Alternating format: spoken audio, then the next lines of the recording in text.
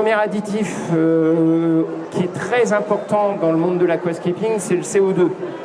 Donc il faut savoir que les plantes aquatiques sont constituées en environ 50% de carbone. Donc quand on diffuse du gaz carbonique, du CO2, on estime nourrir la plante à 50%. Cette plante, quand elle va absorber le CO2, va en absorber une partie, le transformer, rejeter de l'oxygène. Donc elle va oxygéner l'eau pour vos poissons. Et en plus, elle va sécréter des sucres. Ces sucres vont aider aux plantes à absorber tout ce qui est nitrate, phosphate, engrais. Donc les nitrates, les phosphates, c'est les déjections des poissons. Donc ça veut dire qu'on a moins de risque d'avoir des montées de nitrate, des montées de phosphate. Donc automatiquement, moins de risque d'avoir des algues dans le bac. On diffuse du CO2, on va ajouter des engrais. Donc ici, vous avez deux types d'engrais. Donc le plantamine, donc ça en fait c'est un engrais ordinaire avec du fer que vous allez introduire tous les mois en faisant votre champ d'eau par exemple.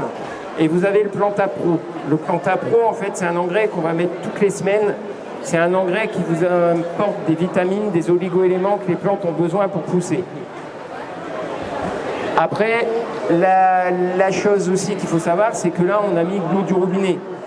Donc si on utilise de l'eau du robinet, automatiquement dans l'aquarium, vous allez être dans l'absolu obligatoirement obligé de mettre ça, le Tetra Aquasafe, donc un conditionneur d'eau. Donc beaucoup de personnes pensent que c'est juste un éliminateur de chlore, mais c'est pas le cas en fait. Ça élimine le chlore, c'est vrai, ça fixe les métaux lourds.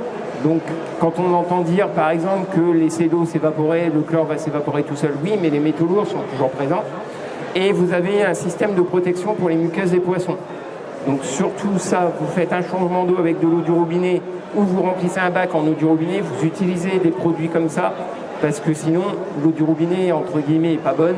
Vous avez plein de choses dedans et c'est pas bon pour la vitalité de vos poissons et pour votre aquarium.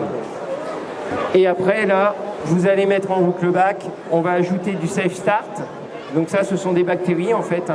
Donc bactéries tétra, donc ça c'est pareil, c'est des bactéries que j'ai déjà utilisées régulièrement.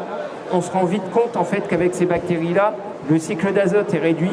Quand on fait les tests tous les jours pour contrôler les taux de nitrite, le cycle d'azote est accéléré et considérablement réduit et on peut introduire les poissons plus rapidement.